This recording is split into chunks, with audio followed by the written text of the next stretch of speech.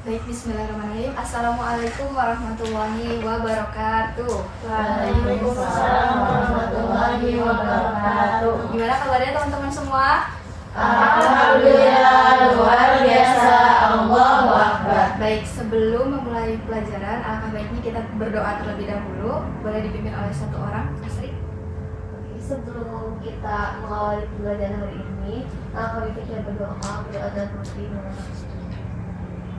berdoa selesai. Oke, baik. Terima kasih ya atas dipimpinnya doa. Oke, selanjutnya Ibu ingin mengecek kehadiran terlebih dahulu. Apakah semuanya hadir? Hadir. Alhamdulillah. Demi kenyamanan bersama, boleh ya teman-teman lihat di kanan kirinya barangkali ada sampah. Kalau tidak ada, mari kita mulai saja pembelajaran hari ini ya. Oke, sebelumnya kita sudah membahas tentang persamaan reaksi redoks dan redoksnya juga serta sel volta. Ada yang masih ingat sel volta itu apa? Perubahan Reaksi kimia menjadi listrik. Oke, nah sekarang kita akan membahas sel elektrolisis, yang mana sel elektrolisis ini adalah justru menggunakan energi tersebut untuk melakukan reaksi kimia. Nah, sebelumnya Ibu ingin bertanya terlebih dahulu. Teman-teman pernah nggak sih melihat besi berkarat? Nah, Oke, kira-kira ini termasuk konsep apa ya? Kalau oksidasi. Oke, oksidasi ya, benar. Nah, kira-kira gimana sih cara mencegah supaya besi itu bisa berkarat? Supaya tidak bisa berkarat. Oke, dicat ya. Nah, selain itu, prinsip kerja dari sel elektrolisis ini juga dapat mencegah besi berkarat. Nah, yang akan kita lakukan pada praktikum hari ini. Oke, di sini Ibu akan menyampaikan capaian pembelajarannya, yaitu mengidentifikasi produk reaksi, gas ataupun warnanya yang terjadi pada praktikum kali ini. Yang kedua, menuliskan reaksi, persamaan reaksi selnya. Yang ketiga, mengidentifikasi uji hasil dengan larutan indikator PP serta amilo. Dan yang keempat, mengidentifikasi perbedaan elektroda inert dan tidak inert. Boleh? Di sini Ibu sudah menyediakan LKPD buat teman-teman semuanya, kelompok 1 dan kelompok 2. Di situ ada terdapat wacana yang bisa teman-teman baca terlebih dahulu, dan setelah itu teman-teman boleh merumuskan masalah, 2 rumusan masalah serta 2 hipotesisnya. Ibu beri waktu 2 menit ya. Oke, sudah ya untuk menuliskan rumusan masalah serta hipotesisnya. Nah, sekarang kita akan melakukan sebuah praktikum. Yang di situ boleh teman-teman baca. Di sini ada berapa prosedur? Ada 3 prosedur ya. Nah, kita akan bagi 2 terlebih dahulu. Yang kelompok pertama menggunakan prosedur pertama, dan kelompok 2 melakukan prosedur yang kedua. Boleh, silahkan teman-teman. Di sini sudah tersedia ya alat serta bahannya. Boleh diambil dan melakukan prosedur sesuai prosedur yang sudah tertera di sini.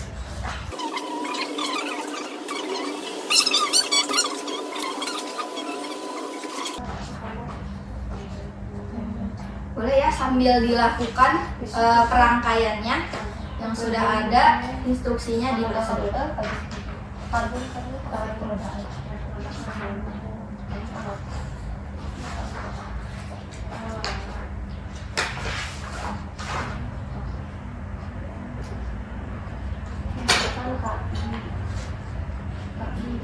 Oh ya, untuk rangkaian sel elektrosisnya ini teman-teman harus memperhatikan ya untuk elektrodanya. Di sini Ibu menggunakan deking gitu ya untuk memudahkan untuk mengingat, yaitu knapo. Katoda itu di kutub negatif baterai, untuk anoda di kutub positif baterai. Gitu ya.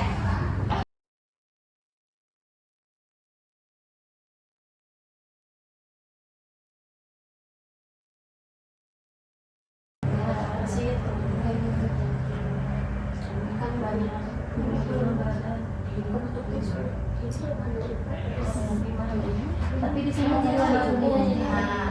itu di bagian apa yang warna kuning? Boleh ditulis ya pengamatannya.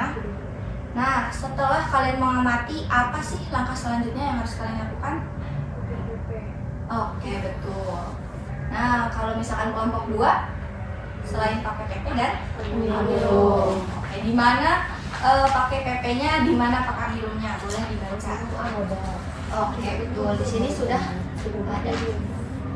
Reaksi apa saja yang terjadi pada katoda dan anoda menggunakan larutan Na2SO4, larutan Ki dengan elektroda yang berbeda juga gitu ya. Yang pertama, untuk menuliskan reaksi, teman-teman harus memperhatikan si elektrodanya. Nah, seperti ini. Kita tahu teman-teman kalau misalkan katoda itu dia mengalami reaksi apa? Reduksi. Nah, kalau misalkan anoda Oksidasi. Nah, di sini ibu juga menyiapkan the king ya supaya teman-teman bisa mengingatnya, yaitu Crow. Katoda reduksi, anoda oksidasi. Nah, untuk yang Na2SO4 kelompok 1 dan 2 sudah tukar data tadi? Sudah. Oke. Na2SO4. Coba ibu tanya, kalau misalkan kan hidrolisis dia itu menjadi apa? Na2SO4. 2Na plus 2Na plus SO4 2-. SO4 2. Nah, oke. Di sini mana yang kira-kira menjadi anion dan kation? Anionnya SO4. Anionnya SO4. Kalau Na plusnya dia jadi Kation. Oke, pintar. Nah, kation ini tadi dia kira-kira di anoda atau katoda ya? Nah, jadi kalau misalkan katoda, yaitu kation, di sini terdapat 2 gitu ya. Ada yang logam aktif, ada yang kation lain. Kalau misalkan dalam konteks Na2SO4, Na ini termasuk ke logam aktif atau kation lain. Kira-kira Na ini dia masuk ke mana? Logam ya. Ada yang tahu golongan berapa si Na ini? 1A. Nah, 1A. Karena itulah dia airnya yang tereduksi.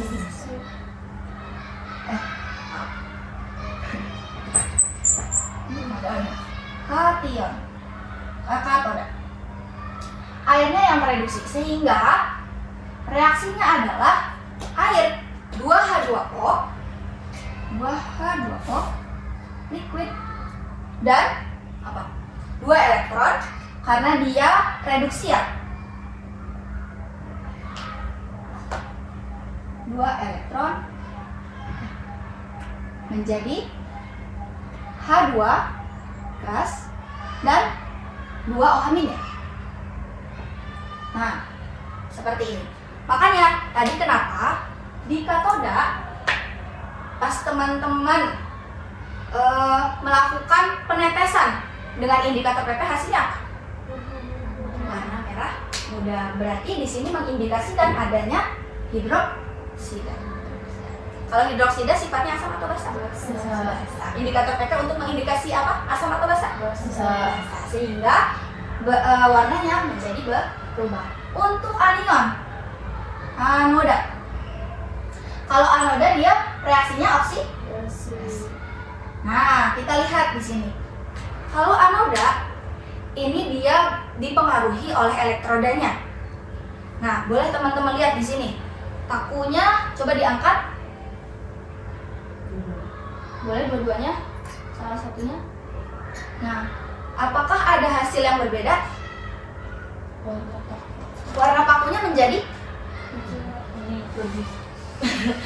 coba lihat lagi, baik-baik.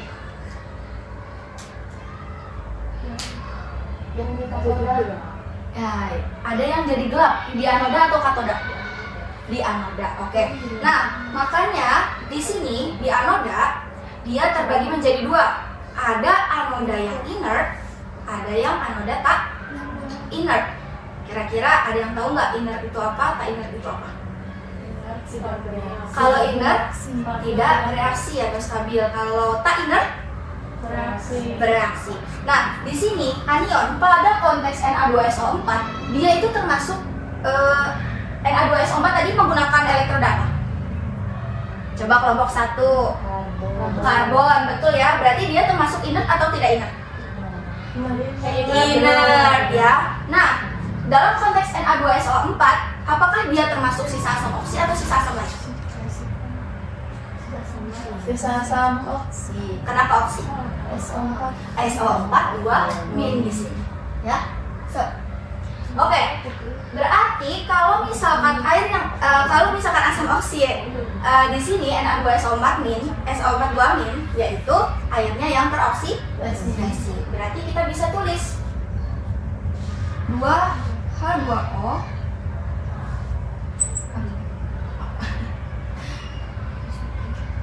jadi 2OH 2OH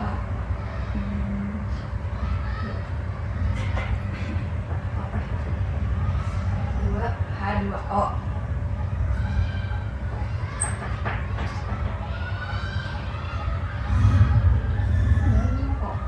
Oksigen O2 dan 4.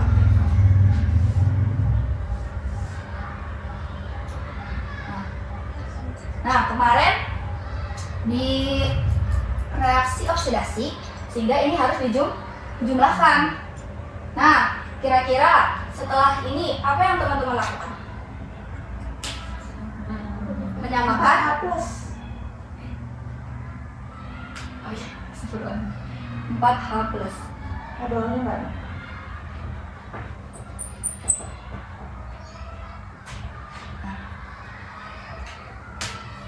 Kira-kira setelah ini apa yang harus ditarakan? Elektronnya, betul.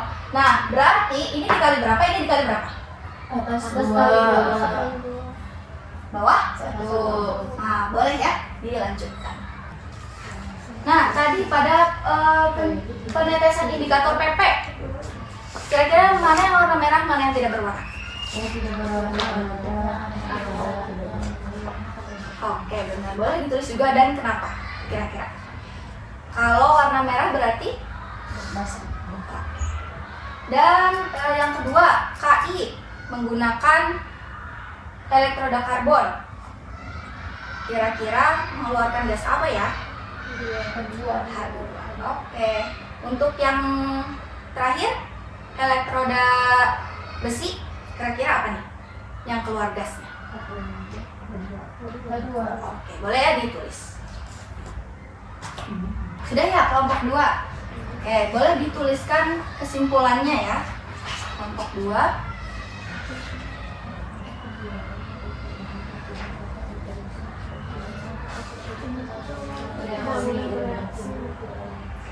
Ah ya, nomor 4. Apa perbedaan dari elektroda inert dan tidak inert? Mengapa elektroda besi menjadi berkarat? Dan yang nomor 5, yang tidak inert itu yang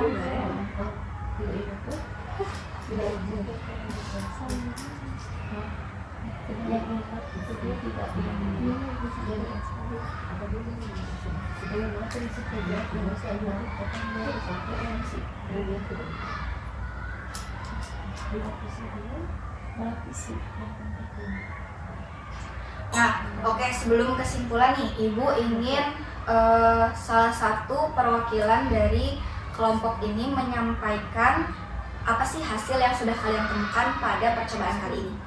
Boleh mau dari kelompok 1 atau 2 dulu yang sudah siap? Kelompok 2 dulu deh, boleh. Kelompok 2. hasilnya. Iya. Jadi pada elektrolisis saluran KI dengan elektroda karbon pada anoda itu warnanya itu menjadi kuning. Terus tidak terbentuk gelembung dan setelah ditetes aluminium warna itu menjadi hitam atau gelap. Untuk di katodanya itu warna larutan itu jadi tidak berwarna, tetap tidak berwarna, gelembungnya itu terbentuk banyak. Setelah ditambahkan indikator PP jadi merah muda. Oke. Boleh kelompok 1. Jadi kita percobaan yang prosedur ke-1 itu di anodanya, anoda katodanya yang selama elektrolisis itu nggak berwarna. Terus gelembungnya itu di anoda sedikit, lebih banyak di katoda. Terus setelah ditambahkan indikator PP yang anodanya itu tetap nggak berwarna, yang katodanya berubah menjadi merah muda. Oke, satu lagi karena kelompok 1 melakukan Terus 2 yang prosedur. ketiga itu yang di anoda katodanya selama elektrolisis itu tidak berwarna ininya. Terus gelembungnya yang pada anoda itu nggak terbentuk gelembung, di katoda itu terbentuk gelembung. Tapi kalau misalkan pakunya apa yang terjadi? Pakunya jadi gelap. Yang di mana katoda? Oke. Untuk menjawab nomor 4, kira-kira apa sih perbedaan elektroda inert dan tidak inert? Boleh kelompok 1 atau 2? Kalau apa tadi? Yang inert. Oh, boleh kelompok 1 yang tidak inert, kelompok 2 yang inert. Boleh. Kalau yang tidak inert berarti dia bereaksi seperti besi. Betul. Oke, kalau yang tidak inert? Yang inert? Kalau yang inert itu dia tidak ada reaksi. Contohnya elektroda karbon. Elektroda karbon. Oke, yang nomor 5, maaf ya Ibu. Tidak tercantum di sini. Nomor 5, soalnya apa? Bagaimana kira-kira nih pencegahan si besi itu supaya tidak berkarat? Dari prosedur yang sudah teman-teman di sini bisa lihat ya. Kalau yang anoda